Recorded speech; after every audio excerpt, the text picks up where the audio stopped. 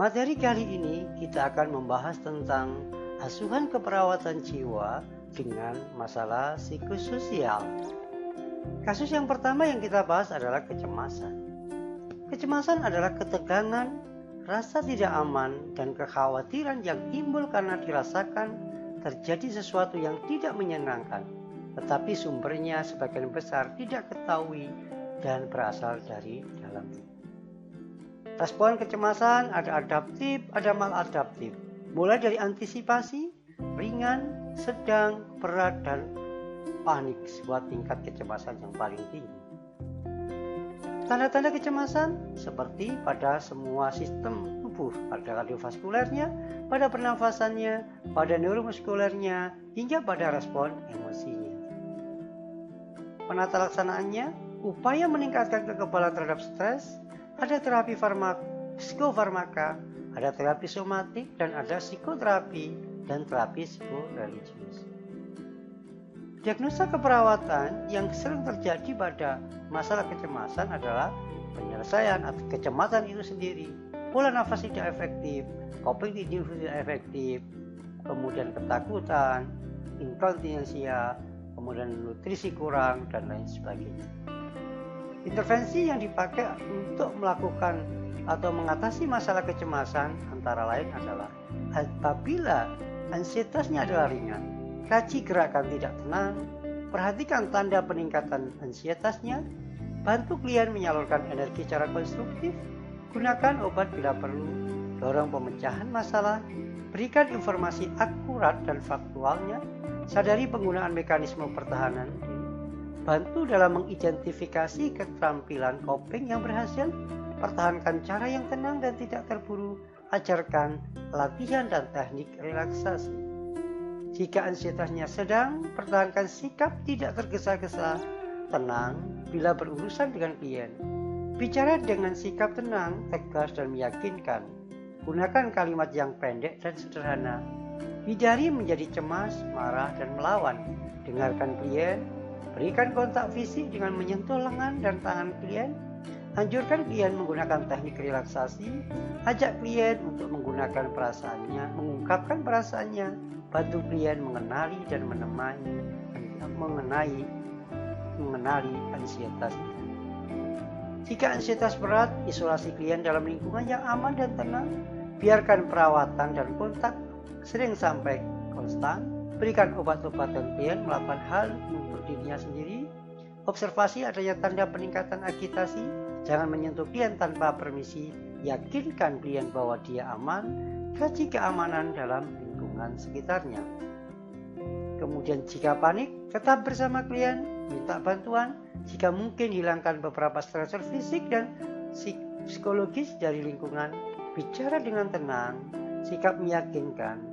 Menggunakan nada suara yang rendah, katakan pada klien bahwa Anda staf, tidak akan membahayakan dirinya sendiri atau orang lain. Isolasikan klien pada daerah yang aman dan nyaman, lanjut dengan perawatan ansietas berat. Kasus selanjutnya adalah gangguan konsep diri.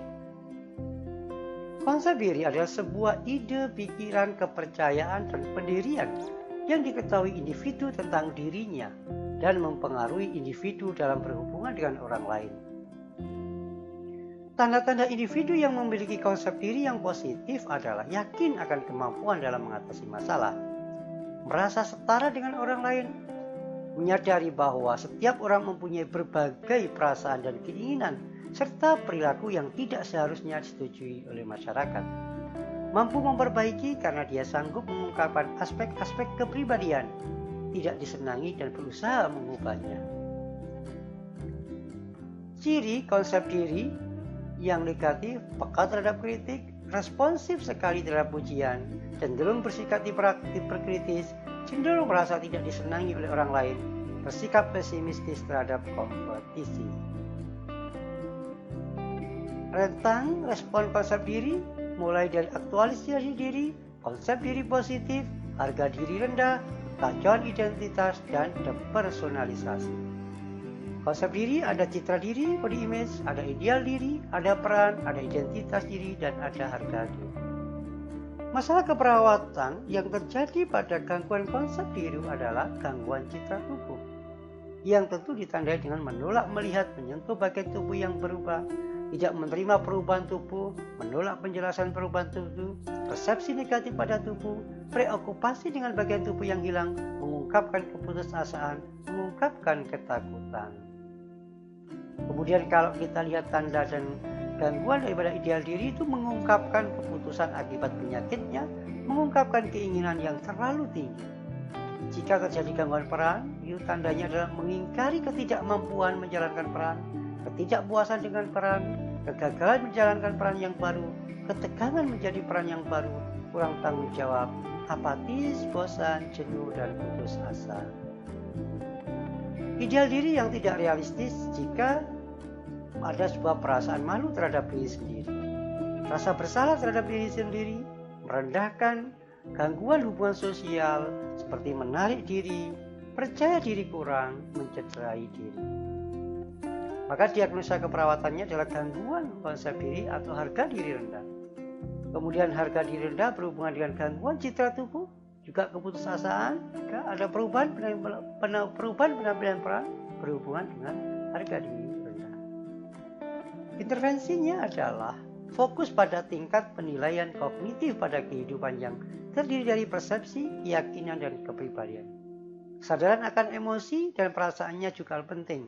Setelah mengevaluasi penilaian kognitif, kesadaran perasaan lainnya dari masalah kemudian merubah perilaku. Prinsipnya adalah memecahkan masalah dari pasien itu sendiri, meningkatkan keterbukaan, kemudian membantu klien memperluas dan menerima semua aspek kepribadiannya. Kasus selanjutnya adalah kehilangan. Kehilangan adalah suatu kondisi yang terputus atau terpisah atau memulai sesuatu yang tanpa hal yang berarti sejak kejadian tersebut. Kemudian berduka adalah respon emosi yang diekspresikan terhadap kehilangan yang dimanifestasikan adanya perasaan sedih, gelisah, cemas, sesak nafas, susah tidur, dan lain sebagainya. Pengkajian apa yang bisa didapat pada kasus kehilangan? Adanya ungkapan kehilangan, menangis, gangguan tidur, kehilangan nafsu makan, sulit berkonsentrasi, mengingkari kenyataan kehilangan terjadi dalam waktu yang lama, sedih berkepanjangan, ada gejala fisik yang berat, adanya keinginan untuk bunuh diri. Fase kehilangan mulai dari penyangkalan, denial, fase marah, anger, ada fase depresi, dan terakhir adalah fase penerimaan. Diagnosis keperawatan, duka cita terganggu, atau psikojuka yang terganggu.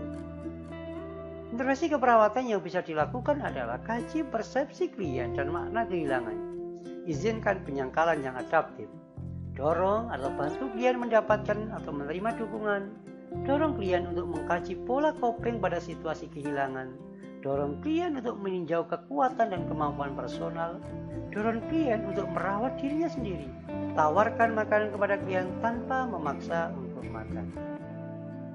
Gunakan komunikasi yang efektif dengan cara tawarkan kehadiran, berikan pertanyaan terbuka, dorong penjelasan, ungkapkan hasil observasi, gunakan refleksi, berikan informasi, nyatakan keraguan, gunakan teknik memfokuskan, dan berupaya menerjemahkan dalam bentuk perasaan atau menyatakan hal yang tersirat.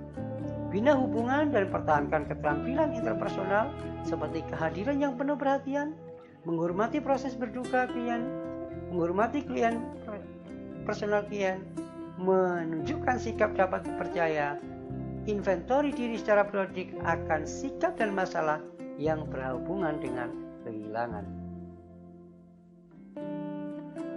Intervensi di dalam fase-fase kehilangan seperti adalah fase pengingkaran. Beri kesempatan kepada klien untuk mengungkapkan perasaannya, dorong pasien untuk berbagi rasa, menunjukkan sikap menerima, ikhlas, dan memberikan jawaban yang jujur terhadap pertanyaan pasien tentang sakit, pengobatan, atau kematian. Ketika fase marah, beri dukungan pada pasien untuk mengungkapkan rasa marahnya secara verbal tanpa melawan dengan kemarahan. Ketika fase pada tawar-menawar, bantu pasien untuk mengidentifikasi rasa bersalah dan perasaan takutnya. Jika fase depresi, identifikasi tingkat depresinya dan resiko merusak diri pasien, bantu pasien mengurangi rasa bersalah, dan ketika pada fase penerimaan, bantu pasien untuk menerima kehilangan yang tidak bisa dihindari. Demikian materi kali ini, sampai ketemu dengan materi berikutnya.